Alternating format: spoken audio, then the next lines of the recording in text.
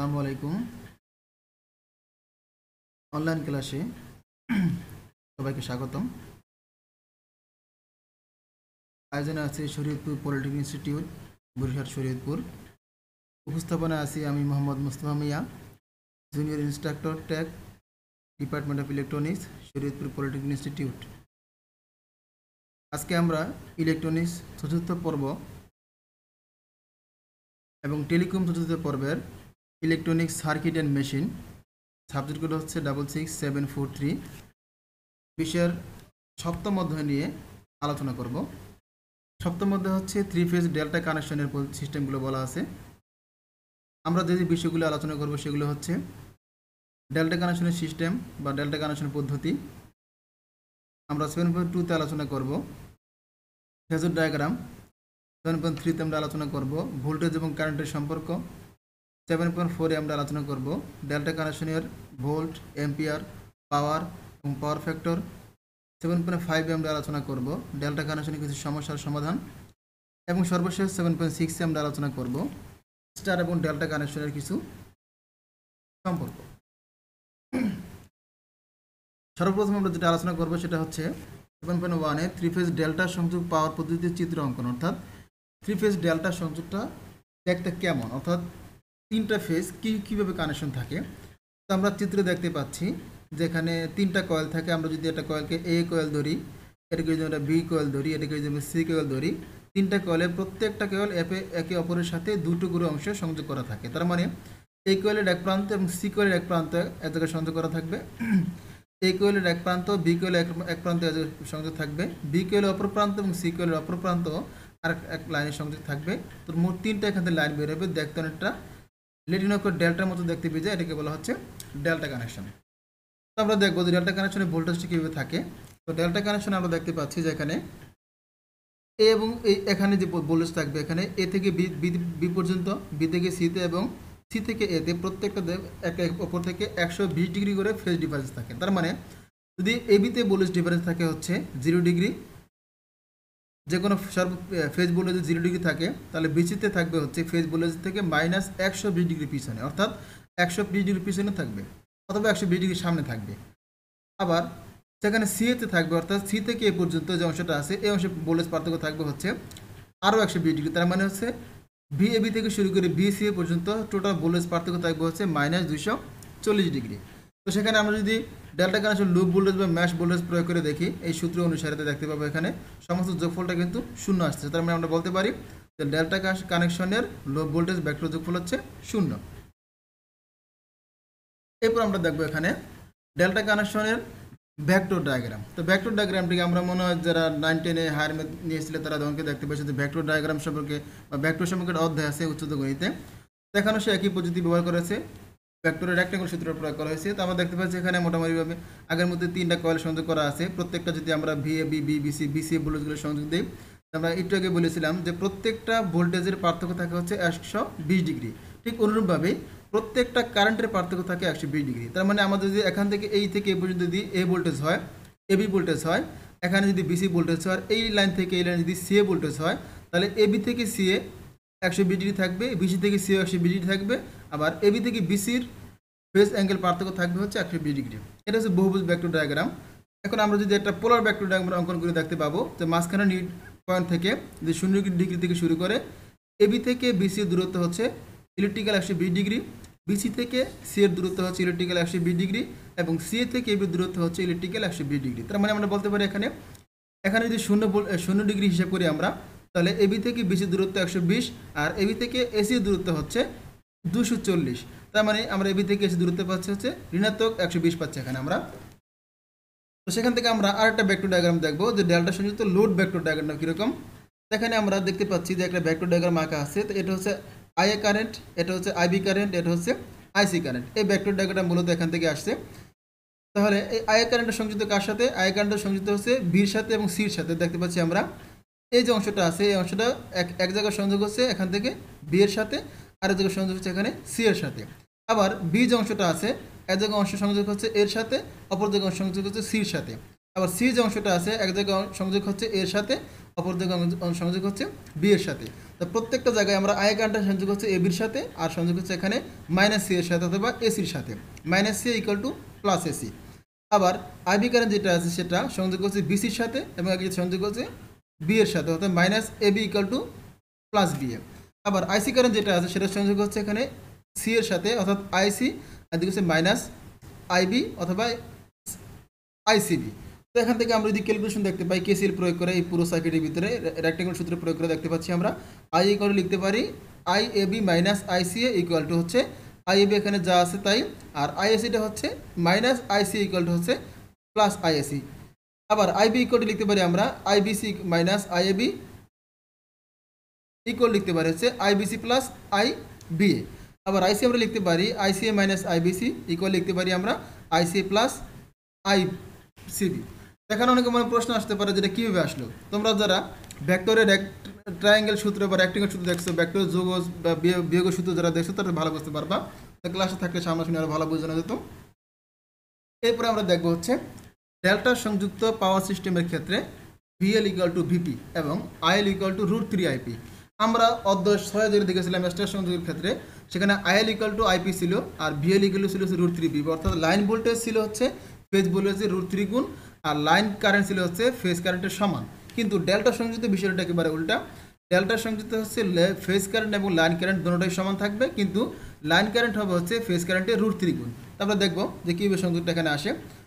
তো সেই ইকুয়েশনটা আগের মতো এখানে আসে দেখতে পাচ্ছি I equal to minus IB minus ICA, IB equal to IB minus IAB, IC equal to ICA minus IBC. তো মজার বিষয় হচ্ছে যে ব্যালেন্স লোড যদি থাকে তো ব্যালেন্স লোডে প্রত্যেকটা কারেন্টের মানই সমান থাকে, অর্থাৎ যদি প্রতিটা কয়েলের ইম্পিডেন্স সমান হয় তাহলে সমস্ত কয়েল দিয়ে সমান পরিমাণ কারেন্ট প্রবাহিত হবে। তাহলে আমরা বলতে পারি যে IAB equal to IBC equal to ICA equal to phase current আমরা বলতে পারি।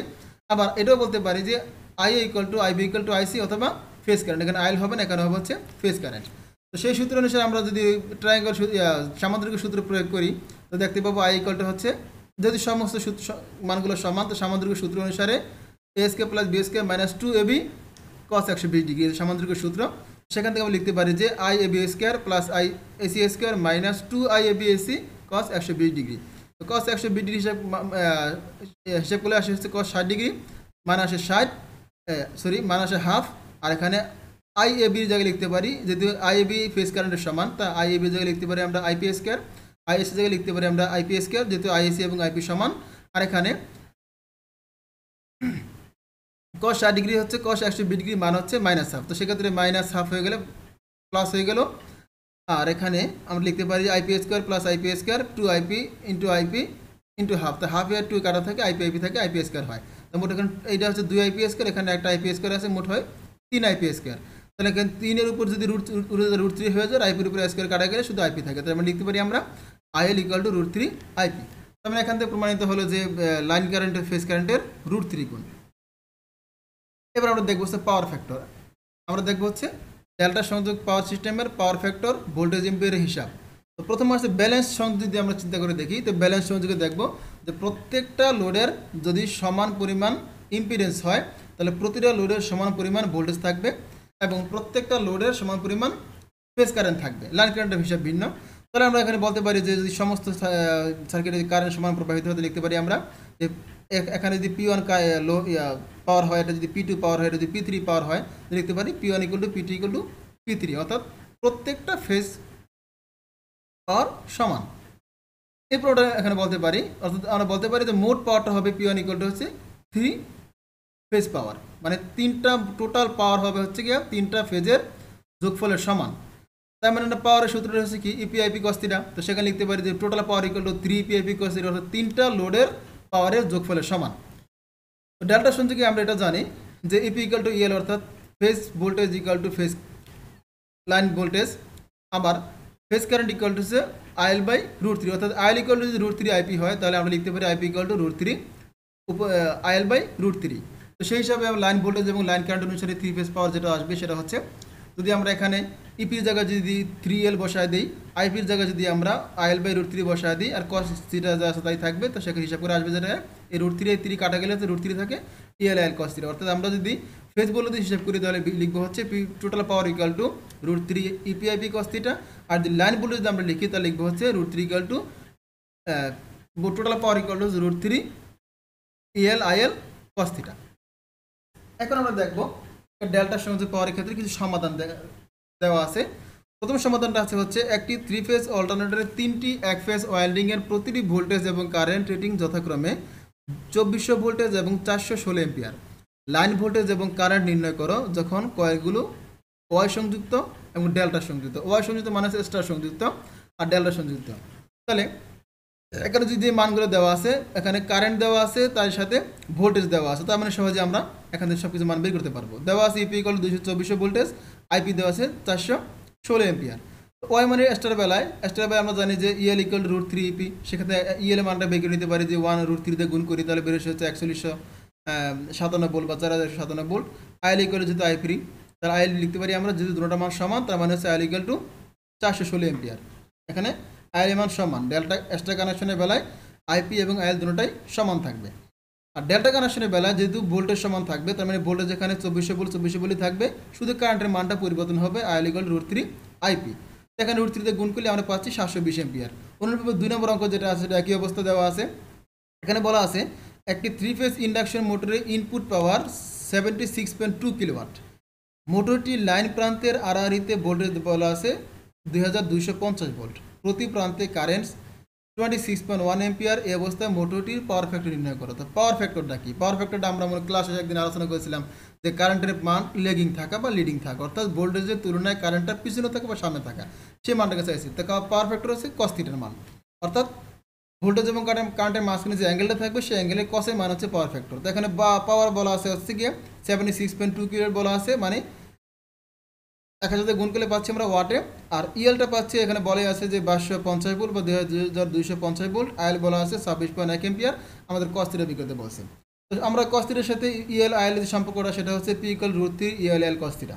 তাই কস থিটাকে রেখে আমরা যদি √3 ইএল আইএলকে পি এর নিচে নিয়ে যাই, তাহলে পাচ্ছি আমরা cos theta equal to P by √3 EL IL. তো এখন যদি আমরা পি এর মানটা বসায় দিই, উপরে পাওয়ারের মানটা বসায় দিচ্ছি 76200, আর নিচে আমরা √3 মান বসা দিলাম, ইএল এর মান 550, আইএল এর মান আছে 26.1। হিসাব করে পাবো হচ্ছে 0.75 ল্যাগিং। এরপরে আমরা সর্বশেষ দেখবো হচ্ছে ডেল্টা সংযোগ পদ্ধতির চেয়ে স্টার সংযোগ পদ্ধতির কিছু তুলনামূলক পার্থক্য বা সুবিধা। আমরা প্রথম যে পার্থক্যটা এখানে দেখবো, বলা আছে এখানে স্টার সংযোগ সার্কিটে নিউট্রাল পয়েন্ট যেহেতু থাকে, এতে নিউট্রাল তার ব্যবহার করা যায়, কিন্তু ডেল্টা সংযোগে নিউট্রাল থাকে না, এতে কোনো তারও ব্যবহার করা যায় না। স্টার সংযোগে সাধারণত 3 ফেজ 4 তার হয়, একটা অতিরিক্ত আসে নিউট্রাল তার, কিন্তু ডেল্টার সংযোগে 3 ফেজ 3টা তারই থাকে, কোনো এক্সট্রা নিউট্রাল তার এখানে আসে না। তারপরে বলা আছে স্টার সংযোগে লাইন ভোল্টেজ ফেজ ভোল্টেজের √3 গুণ, অর্থাৎ ভিএল ইকুয়াল টু √3 ভিপি, কিন্তু ডেল্টার সংযোগে লাইন ভোল্টেজ ফেজ ভোল্টেজ উভয়টা সমান, অর্থাৎ VL equal to VP. Star সংযোগের ক্ষেত্রে লাইন কারেন্ট ফেজ কারেন্ট উভয়টা সমান, কিন্তু ডেল্টা সংযোগের ক্ষেত্রে লাইন কারেন্ট ফেজ কারেন্টের √3 গুণ, অর্থাৎ আইএল ইকুয়াল টু √3 আইপি। প্রতি ফেজে একই পরিমাণ ইম্পিডেন্স সম্পন্ন হওয়ার কারণে ডেল্টা সংযুক্ত লোডে 1/3 গুণ, অর্থাৎ 3/1 কারেন্ট প্রবাহিত হয়, কিন্তু স্টারের বেলায় 3 গুণ বেশি কারেন্ট প্রবাহিত হয়। একই লোড ডেল্টা সংযোগ না করে স্টার সংযোগ করলে 3/1 গুণ পাওয়ার গ্রহণ করবে, আর একই লোড যদি স্টারের পরিবর্তে ডেল্টায় ব্যবহার করি তাহলে 3 গুণ পাওয়ার গ্রহণ করবে। সর্বশেষ যে পার্থক্যটা বলা আছে সেটা হচ্ছে স্টার সংযুক্ত অল্টারনেটরের কয়েল চিকন তারে হলেই চলে, অর্থাৎ কয়েলের গ্যাস চিকন হলে চলবে, কিন্তু ডেল্টা সংযুক্ত অল্টারনেটর কয়েলের তার মোটা হতে মানে গ্যাসটা বেশি লাগে। কারণটা হচ্ছে স্টার সংযোগের বেলা নিউট্রাল আছে, ডেল্টার বেলা নিউট্রাল নেই, এটা হচ্ছে মূল কারণ। এখন এই যে বিষয়টা নিয়ে আমরা আলোচনা করলাম অধ্যায় 7 নিয়ে, তোমরা বাসায় পড়াশোনা করবা, সাথে ভিডিওটা কয়েকবার দেখবা। যদি কোনো প্রশ্ন থাকে সেক্ষেত্রে অবশ্যই কমেন্ট বক্সে প্রশ্ন করবা, ইনশাআল্লাহ চেষ্টা করবে পরবর্তীতে প্রশ্নগুলো সমাধান করার জন্য। সবাইকে ধন্যবাদ, সবাই ভালো থাকো, নিরাপদ থাকো, সুস্থ থাকো, আল্লাহ হাফেজ।